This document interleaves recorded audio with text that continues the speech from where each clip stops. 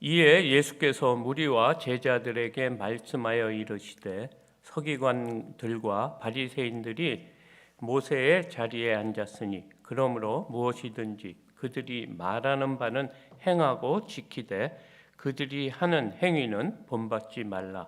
그들은 말만 하고 행하지 아니하며 또 무거운 짐을 묻고 사람의 어깨에 지우되 자기는 이것을 한 손가락이라도 움직이려 하지 아니하며 그들의 모든 행위를 사람에게 보이고자 하나니 곧 그 경문띠를 넓게 하며 옷수를 길게 하고 잔치의 윗자리와 회당의 높은 자리와 시장에서 문안 받는 것과 사람에게 랍비라 칭함을 받는 것을 좋아하느니라. 그러나 너희는 랍비라 칭함을 받지 말라. 너희의 선생은 하나요 너희는 다 형제니라. 땅에 있는 자를 아버지라 하지 말라. 너의 아버지는 한 분이시니 곧 하늘에 계신 이시니라. 또한 지도자라 칭함을 받지 마라. 너희 지도자는 한 분이시니 곧 그리스도시니라. 너희 중에 큰 자는 너희를 섬기는 자가 되어야 하리라. 누구든지 자기를 높이는 자는 낮아지고 누구든지 자기를 낮추는 자는 높아지리라. 아멘. 예수님은 예루살렘 입성하셔서 그동안 성전에서 대제사장과 장로들과 권위의 문제로 시작된 논쟁이 바리새인과 또 헤롯 당원, 사두개인, 이어서 율법사까지 그들과 심한 논쟁을 했습니다. 한판 진검승부를 펼친 것입니다. 그런데 그들이 놓은 올무에 자신들이 걸려 많은 무리가 보는 앞에서 망신만 당하고 논쟁은 끝이 납니다. 이것으로 종교 지도자들과 논쟁은 사실상 끝난 것입니다. 예수님 입장에서는 이것을 논쟁이라기보다는 그들을 깨우쳐서 뉘우치게 하는 기회로 사용하셨는데요. 그들은 끝내 뉘우치지 않고 분을 내고 갔다고 합니다. 그들이 간 다음 이어지는 얘기가 오늘 본문 말씀입니다. 1절입니다. 이에 예수께서 무리와 제자들에게 말씀하여 이르시되, 본문은 이에라는 말로 시작합니다. 이에라는 것은 어떤 때를 가리키는 말인데요. 종교 지도자들과 논쟁을 마친 그때를 말합니다. 그리고 예수님은 무리와 제자들에게 말씀하여 이르시되라고 하십니다. 여기 이르시되가 갖고 있는 의미는 열거하다, 낱낱이 들다, 작성하다, 목록에 올리다는 의미가 있습니다. 그러니까 예수님께서 무언가를 낱낱이 밝히고 드러내는 것 같습니다. 오늘 본문을 두 단락으로 나눌 수 있는데요. 1절에서 7절까지, 그 다음에 8절에서 12절까지 나눌 수 있습니다. 그 이유는 8절 앞에 그러나라는 접속사가 있기 때문입니다. 이것은 그러나를 중심으로 해서 앞부분 1절에서 7절과 그 뒷부분 8절에서 12절까지를 구모라는 어떤 조사인데요. 접속사인데요. 앞부분 1절에서 7절보다는 그러나 이후에 8절에서 12절 내용에 더 주된 내용이 있다는 구조입니다. 1절에서 7절까지를 보면 바리새인들과 서기관에 대한 내용을 말하고 있습니다. 2절과 3절입니다.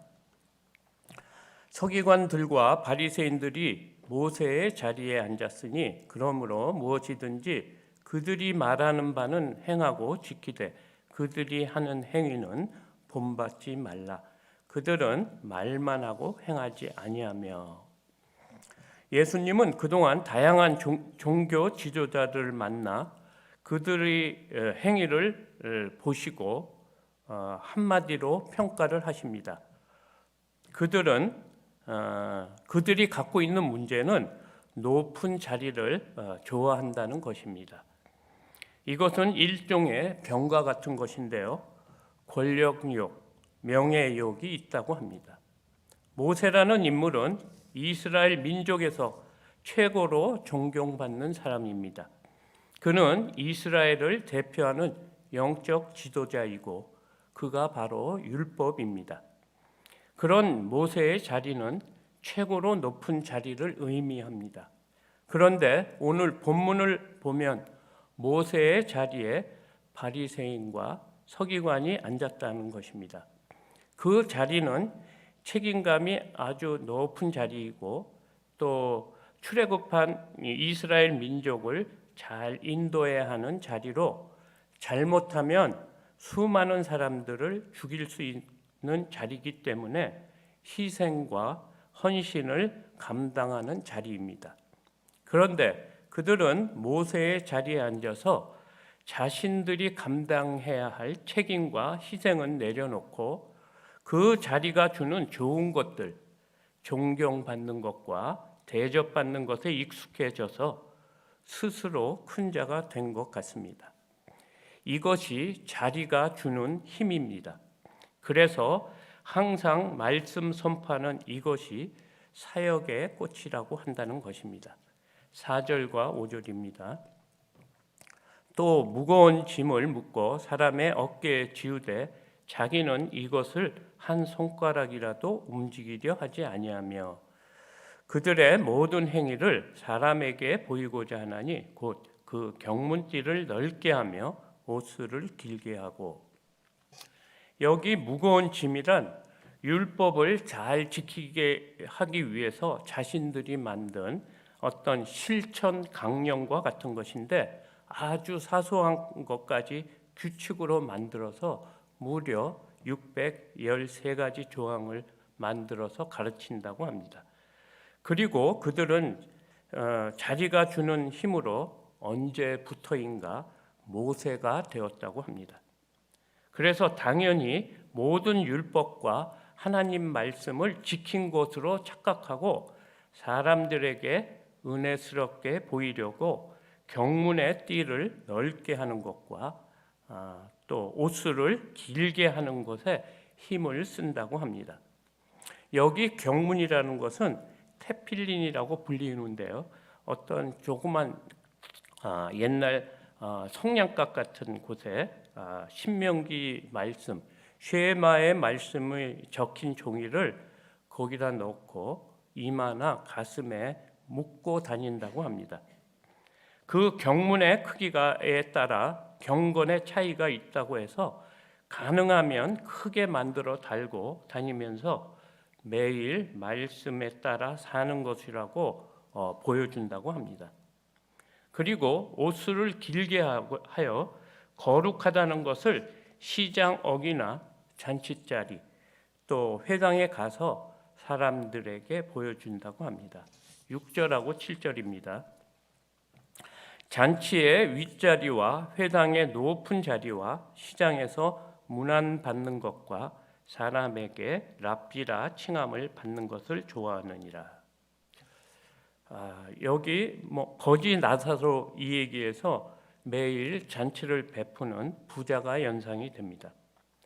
바리새인과 서기관들은 매일 좋은 옷을 입고 시장 어귀에서 문안 인사 받으며 잔치 윗자리에 앉아 대접을 받고 모세의 자리에 앉아서 존경을 받으며 랍비라 칭함 받는 것이 일상이 되었다고 합니다.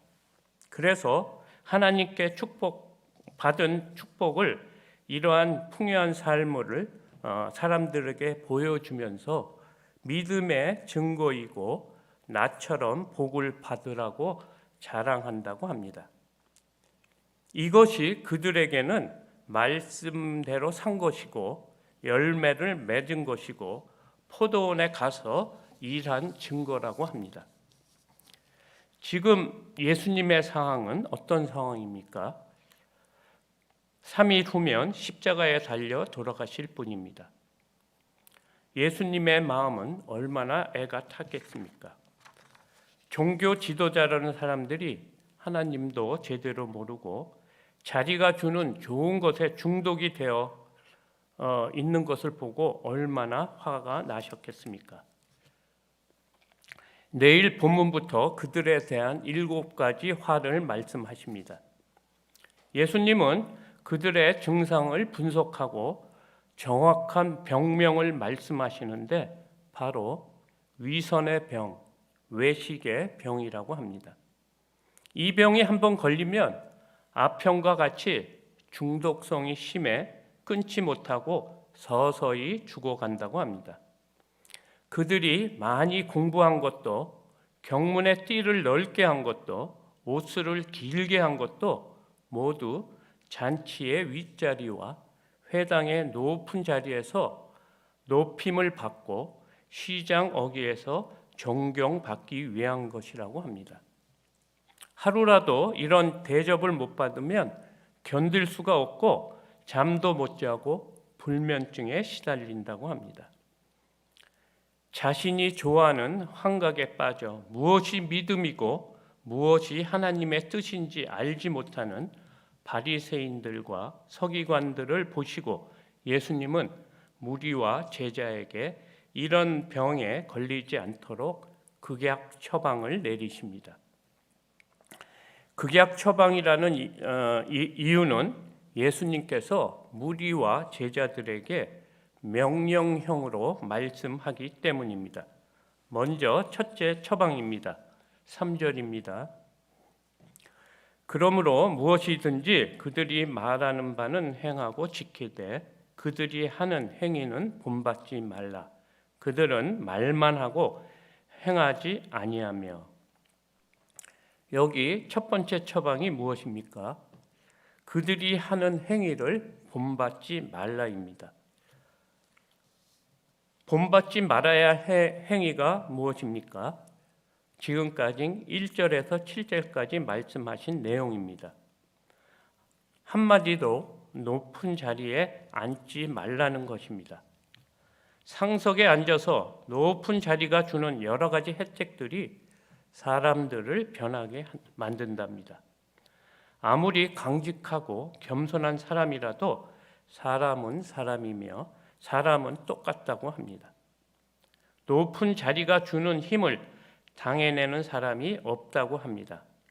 처음에는 겸손할 수 있지만 앉다 보면 언제 변했는지 누룩이 되어서 모임 같은 것도 호텔에서 하고 좋은 옷도 입고 슬슬 연예인처럼 된다고 합니다. 나는 절대 안 그렇다는 사람은 아마 한 번도 높은 자리에 앉아 본 사람이 아니거나 이미 부패했는데 그것을 깨닫지 못하는 사람일 것입니다. 우리나라 대형 교회 몇몇 목사님들 보십시오.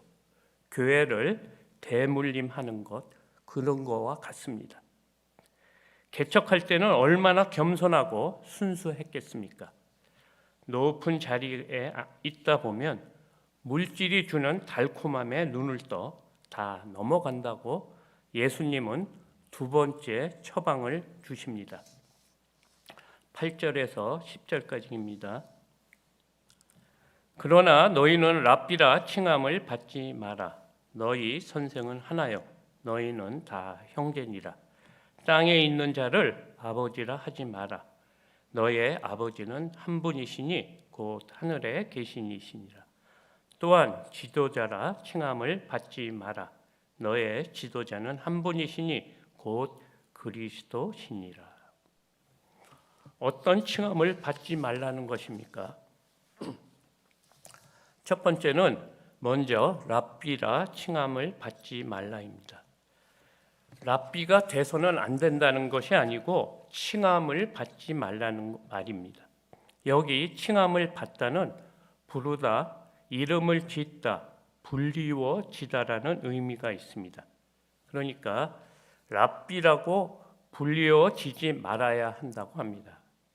그 이유를 말씀하시는데 가르치는 일만 하는 랍비는 참된 랍비가 아니고 가르치는 것과 행동이 일치돼야지만 참된 랍비라고 합니다. 그래서 우리 인간은 할 수가 없다고 합니다. 율법의 본을 보여주신 오직 예수 그리스도뿐만 진정한 참된 선생이라고 합니다. 두 번째는 땅에 있는 자를 아버지라고 부르지 말라입니다. 이 말은 혈연 관계를 말하는 것이 아니고 그 당시 훌륭한 스승이나 랍비한테 쓰는 존칭입니다. 지금도 카톨릭은 교황을 아버지라고 펍이라고 부르는데 잘못된 것입니다. 하나님만이 유일한 우리의 영적 아버지이시기 때문입니다. 세 번째는 지도자라 칭함을 받지 말라입니다. 지도자는 인생의 길을 참된 길로 인도하는 자로 오직 유일하신 한 분 예수 그리스도만이 우리를 구원의 길로 인도하실 수 있는 분이기 때문입니다.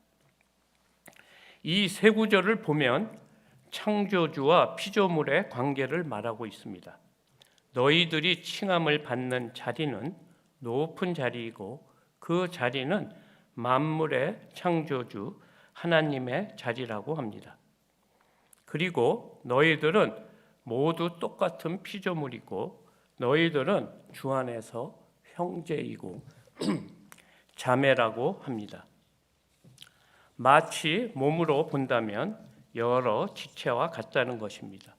손과 발, 그리고 다리, 위, 장, 심지어 엄지손가락, 여러 지체가 우리 몸에 있는 것처럼 우리는 많은 지체 중에 하나라고 합니다.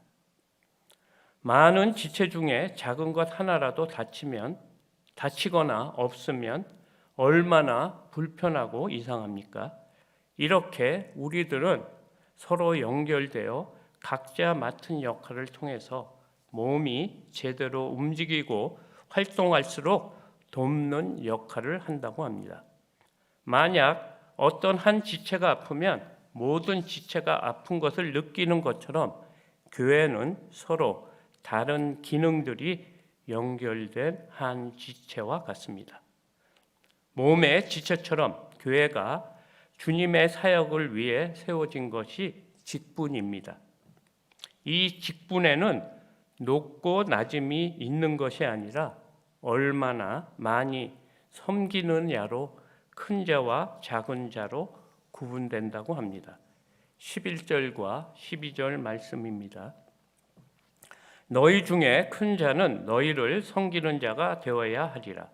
누구든지 자기를 높이는 자는 낮아지고 누구든지 자기를 낮추는 자는 높아지리라. 예수님은 지금까지 여러 번 하나님 나라의 원리에 대해서 말씀하셨습니다. 오늘도 하나님 나라의 원리를 말씀하시는데요. 낮아지고 겸손한 섬기는 자가 큰 자이고 높은 자라고 합니다. 말씀을 마무리하고자 합니다. 오늘 본문이 말하려는 요지는 그것은 교만하지 말고 겸손하라입니다. 우리에게 겸손하라고 명령하고 계십니다. 오늘 어디 겸손이라는 말이 있습니까? 물으시면 이 구절을 보면 보이실 겁니다. 3절에서 그들의 하는 행위를 본받지 말라입니다. 이 말은 줄임말이라고 볼 수 있습니다. 원래는 그들의 하는 행위를 본받지 말고 예수 그리스도를 본받으라는 말입니다. 그들의 행위는 외식이고 외식은 교만에서 나옵니다. 그들의 행위를 본받지 말라는 말 속에 예수님처럼 겸손하라는 말이 숨겨져 있습니다. 지금까지 다양한 종교 지도자들의 말을 들어보면 사람은 다 똑같다는 것입니다.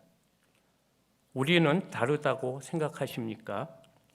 다르지 않습니다. 그래서 예수님께서는 두 가지 처방을 하셨습니다. 본받지 말라, 칭함을 받지 말라고 거듭 명령하신 것입니다. 낮은 자리와 섬기는 자리에 있어야 비로소 우리는 겸손을 배울 수 있다고 합니다. 겸손하기란 정말로 힘든 것입니다. 주님께 매일 부르짖으며 몸부림쳐야 지킬 수 있는 것입니다. 낮은 자리와 섬기는 자리에 있는 우리 모든 성도님들이 되시길 소망합니다. 잠깐 기도드리겠습니다. 소망의 하나님, 우리의 약함을 잘 아실 줄 믿습니다. 칭찬받고 인정받고 싶은 마음 다 아실 줄 믿습니다.